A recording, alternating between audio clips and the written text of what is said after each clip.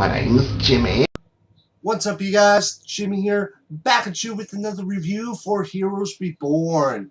And this is the 10th episode titled 1153 to Odessa, which this episode is our fall finale, not the season finale, which it takes place right after last week's episode, which we see that Erica had pretty much got Tommy, which she tries to use his powers, but they aren't able to. So she asks him for his help, which he agrees to, which I think the reason why is because his powers are that of a combination of both Arthur and Peter Bertrelli. And plus, they had to put Hero in that sort of cyber world just to be able to use his powers. So there's those two explanations. But at the same time, we're seeing that Katana Girl is being sent by Miko's father, which we, a little bit of a spoiler, we find out that Miko is sort of alive, and she's sent by her father to rescue the Master of Time and Space, which is technically Tommy. So you see that he gets away with Erica, and I guess technically Erica is stuck in the future, which we find out that the future is like almost 8,000 years into the future. It kind of makes me wonder, why pick at that time?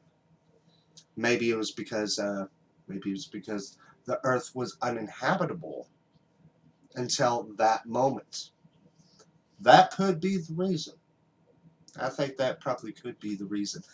But also in the episode, the stuff with Carlos, we got to see some more of his backstory, seeing that he was a total coward. And, like it was previously shown, Farah was also in that same sort of war or whatever was going on at the same time, which, she helped win it, and Carlos got all the glory. But we do find out that they had feelings for each other. So interesting to see that. And with the stuff with Matt Parkman, it's not the first time we've seen him presented as a villain. I say the most villainous that he has ever been has probably been in the first version of the alternate future. But now it's like, I don't know. I think it's more like he has his own reasons for doing it, probably. But, it's not like he's trying to be a nice guy to anyone, which you kind of see he's almost having some trust issues with Erica, trying to find out if he's on that list because they're only taking specific people to that future. Pretty much, Erica is pretty much giving up on the whole entire human race. Only letting select people to go through. I mean, that's just totally messed up. Which at that very same scene, when he tries to find out what's going on with his family, we get for the first time in the show, we get to see Mika Sanders, which I thought it was awesome to see. Even though he was a sort of like catatonic state, but it was nice to see him nonetheless. Which with there was also some stuff with Melina and Noah, trying to pretty much go and find Tommy, which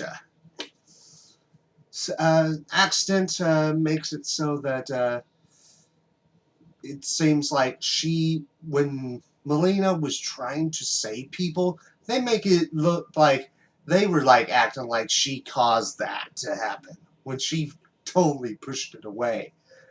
Yeah, so which I thought that scene was like, she just saved you people. But hey, people just are always going to be afraid of what they don't understand. And June 13th, because they put the blame on Mohinder Suresh. So there's that. But that is pretty much a total gist of the episode. If I were to have any negative things to say about this episode, even though it's a 13 episode series for at least the first season, I just think that it should have felt like what a mid-season finale is for a lot of shows. Have some major stuff happen that you're wondering what's going to happen next. Like there's a point where Melina thought that Noah was dead, but we clearly saw that Tommy had teleported him out there at the last minute. What I would have changed, made it look like Noah did get crushed and not find out until the next episode. Just give things to little cliffhangers for people to wonder what's going to happen next. A lot of shows do that. Some shows do two different arcs, like Once Upon a Time, and and there's like shows like Arrow or The Flash, which they do make major stuff happen in that mid-season finale. Not always ending in a cliffhanger, but has so much excitement in that episode. So that's probably the negative thing I would say about this episode. But overall, I thought it was an all right episode. It could have been done better. It was nice to see Mika for this first time. And learning more about Carlos and Farah. And as they showed in the commercials, that the show will not return until January. So we pretty much got a little over a month until we get to see those final 3 episodes and see if there is a future for this as its own series. I would hope, because I would want to learn more on some of these characters. I'd like to see more interesting stories and maybe somehow integrate other um, characters from Heroes. Like the original characters. But probably the only time we're going to see other original characters is probably in the comic book series when it actually starts. But that's pretty much it on my thoughts on the episode. Let me know yours down in the comment section below, as well as your overall thoughts on the show in general. And also, I will be starting my reviews for Jessica Jones, which comes on to Netflix tomorrow. So check that out, and I'll be doing it just like I did Daredevil, 1 episode at a time. I'm in no rush to have the need to binge it.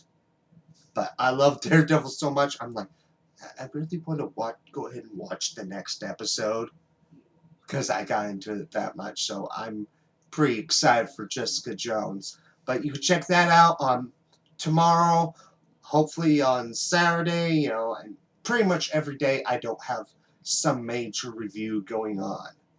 Which Power Rangers, not so much of a big deal, so I'd still be able to do Jessica Jones as well.